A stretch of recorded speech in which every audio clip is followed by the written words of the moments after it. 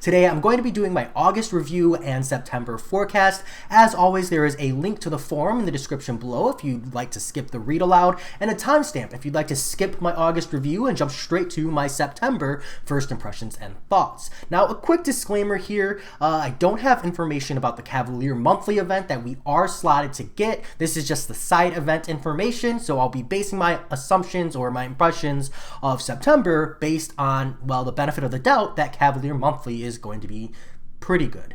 That said, as far as August is concerned, I think it's been a good month. I really like the option of selectivity in events. I didn't think the epic difficulty was like too crazy hard as long as you had proper answers. And because you could select what day, for the most part, this last week you don't really have as much of a choice unless they choose to extend the quest or open it up on the last day to like all the quests, which I'll get to in a moment. For the most part, you had selectivity over the month, and the nodes and the fights were exactly the same. So after the initial week of frustration, there is conversation and solutions and easy answers, and then people can pick and choose whatever works for them. So overall, I'd say the side event, pretty good. I didn't think the monthly event was too hard, so I thought those rewards were solid.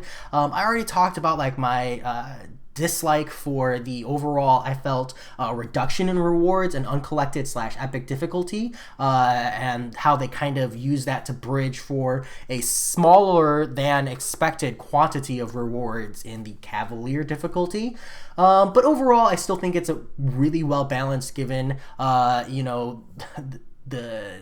the juggling of the two, especially with the monthly event, and just like time efficiency. I didn't think that was so bad. So yeah, overall, pretty good. Definitely some things I could think could be better. My first main point is I really don't like class-specific quests with that weakness. I didn't feel like it was super necessary. 50% weakness, it's fair. It's something we have in Act 5. It's just not fun. So I'm not a fan. I would have preferred to see maybe like 30% reduction, or at least have some kind of added benefit to the classes. Also, I felt like a lot of the nodes counteracted the champions themselves. Like specific, for example, is the Cosmic Day where you bring in Mystic champions. Like one of the nodes is fair. Every time you nullify a buff, you get power locked. And just like, it's just so counterintuitive to Mystics. I'm not a fan. Like, you're already locking us on Mystics. You're already putting us on 50%. I just didn't feel like it was necessary, but it wasn't that hard. So overall, I guess it's hit or miss. The bosses could have been a little bit more open, but at the same time, I didn't feel like they were too bad as long as you had the right answers, and then there's the option of selectivity. I think my biggest pain point was the selectivity. So I don't like that on Tuesdays we have a mixed quest. I think rather than do what they did on Tuesdays where they have this mixed quest, like that's easy, I think they should have made Tuesdays a universal where you can access all 6 simultaneously. This would have allowed players to have more than one day. Like, let's say you could only do the Science Day easily. You wouldn't only have specifically the Science Day to get through your your entries. You would also have Tuesday, and then everybody would have 2 days based on what they were trying to run. And then Tuesdays, is that universal and everybody can do it. And then plus this last week where we're going to be limited, where essentially, like, if you need to run the Cosmic Day, which is today, you're not going to be able to run that next week. So, you're going to have 6 or so tickets that you need to jump in, and you need to do them on a different day. And that's going to be a frustration in and of itself. So I think that was a miss that definitely could have been a lot better. I felt like the objective rewards were okay, but not the best. But I definitely feel like August gets this huge hype and this huge bubble value because of the Summoner Smackdown and the Summoner Showdown, which gave a lot of hype to the game, as well as Variant 5. So August, definitely really, really solid, but I tried to evaluate it based on the typical run-of-the-mill content rather than the, flashy, shiny stuff that's distracting and it's the head fake. So yeah, that said, I'll dive into September here. So we have Yo-Ho, Yo-Ho, a Summoner's Life for Me. Greetings, Summoner. We be giving Clanton Flint a run for his stash of rum. This is your opportunity to do your best Jim Hawkins, Summoner style, on this inspired journey through our very own Mutant Treasure Island. Island. Land ahoy! New quest details, so pay close attention. We dock at the island of Krakoa on September 2nd, 2020. Strange as it were, Tales recount access to the island requires no energy or any other forms of payment at all. However, travelers beware. Mutants have taken to erecting locked gates along marked paths identified by difficulty to the hidden treasure chests containing the likes of crystals, catalysts, awakening gems, and more. The mutants answer to one master, the master of this island, one scoundrel of a sea dog who goes by the name of Platinum Jones. Should you wish to travel these paths in search of Jones' his scattered treasures, one must possess a very particular model of key called an ISO key, to which no living soul has acquired the blueprints for. Jones is fully aware of his monopoly, so you will have to earn his favor if you be wanting those keys. What would a salty dog like Jones want, you say? Well, we hear he enjoys the thrill of sending travelers on solo adventures in order to complete special objectives. Complete the objectives to Jones's satisfactions, and you will be granted one of Jones's lockers. In it, you will have the opportunity to select one key of your choosing. As Jones alone holds the right to the keys, he is not likely to entertain you for more than once a day for the duration of our stay. However, in case you found the bottom of the rum barrel the night before, Jones might be inclined to save you a locker for the days you were missing in action, but not before you complete the very same objectives you would have owed to him. A word of caution, these keys have been known to dematerialize after each use, so you will need a new key for each path you choose to enter. Tricky business, these keys. From there, it will be up to you to defeat the resident mutants and any of the island's other rogues inhabitants that guard the chest and claim the hidden treasures of Krakoa. Before we send you on your way, our scouts took the shores in the dead of night so they could deliver the following report. Scout report. Our scouts have reported 28 paths per difficulty, with hidden characters along each of the various paths, and rather unpredictable bosses. Apparently, Deadpool has also been spotted on the path of epic difficulty, and up to his usual mischief on the island, so be on your guard for this familiar face. We set sail again in about a month's time on October 7th, 2020. Explore at your own risk. Stay on the paths. Travelers have been known to stray from the paths and come to perish on the island. We hope you meet a happier fate. Failed travelers, travel summoners, may your adventures on Krakoa be bountiful. Legendary difficulty. The walls have ears. We hear you wish to be challenged further, that we have been too kind. We hear your chants and we answer with legendary difficulty. Rewards. Thanks to some of our more zealous scouts, we have even secured reports on potential contents of these elusive treasure chests, which all seem to carry a certain curious star rating.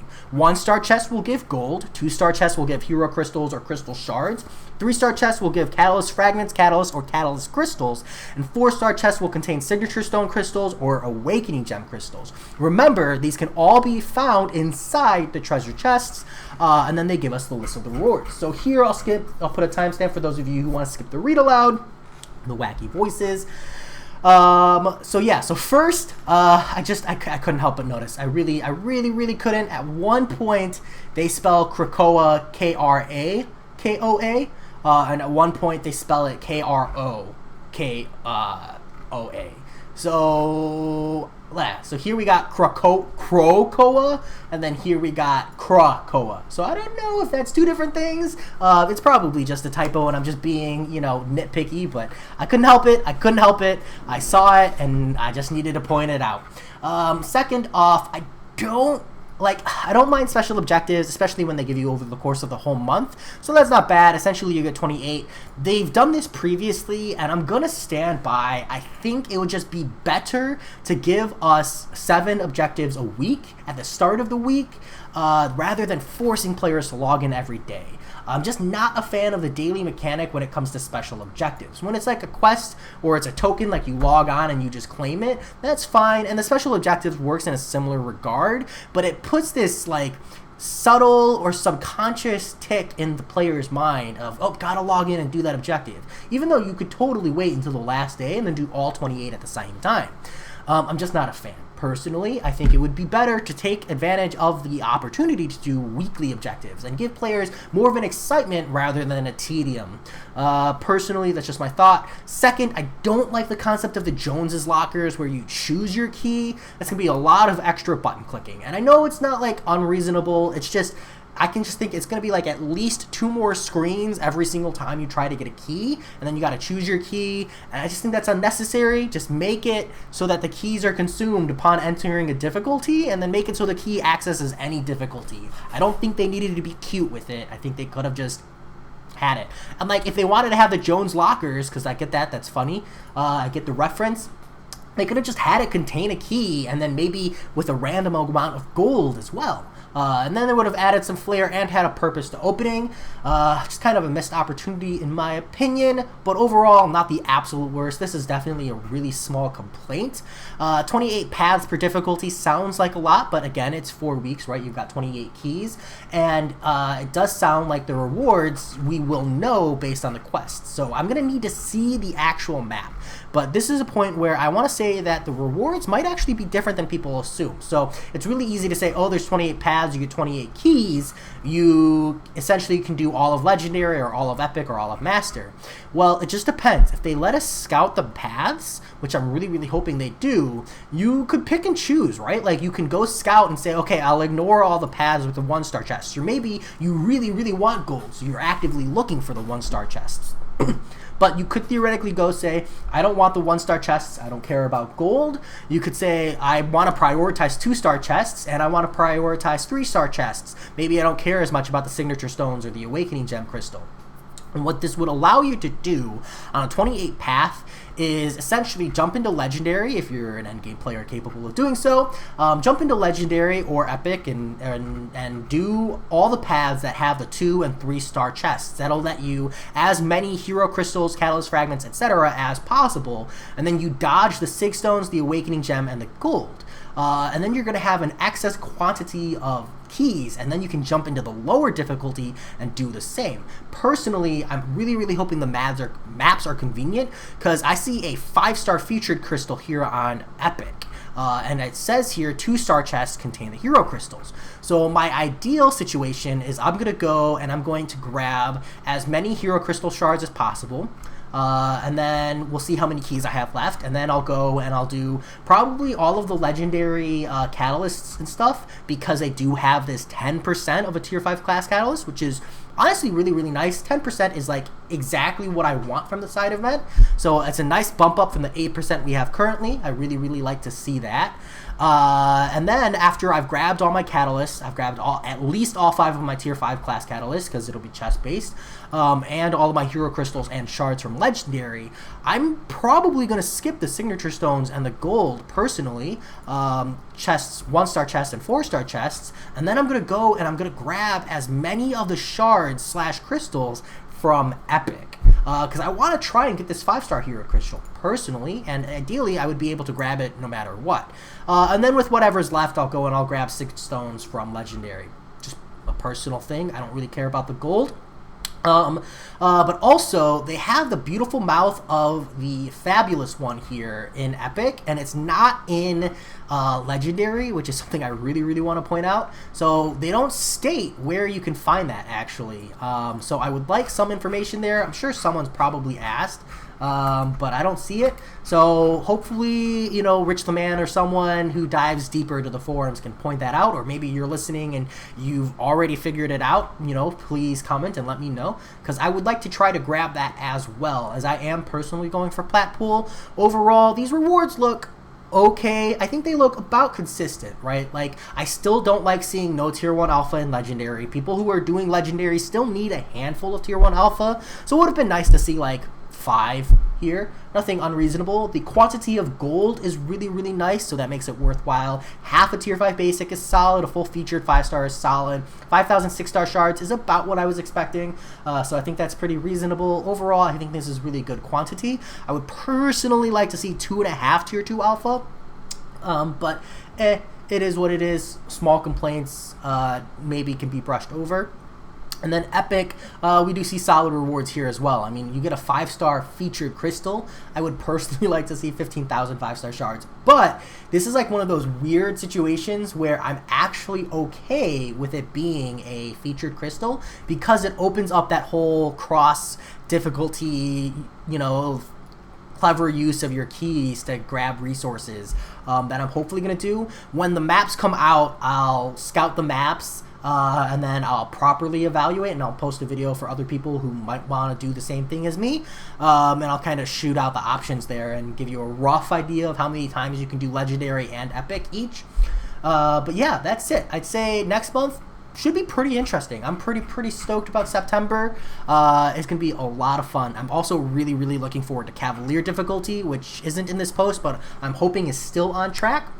As always, though, let me know what you think, and I hope you enjoyed. I'll talk to you all later. Peace.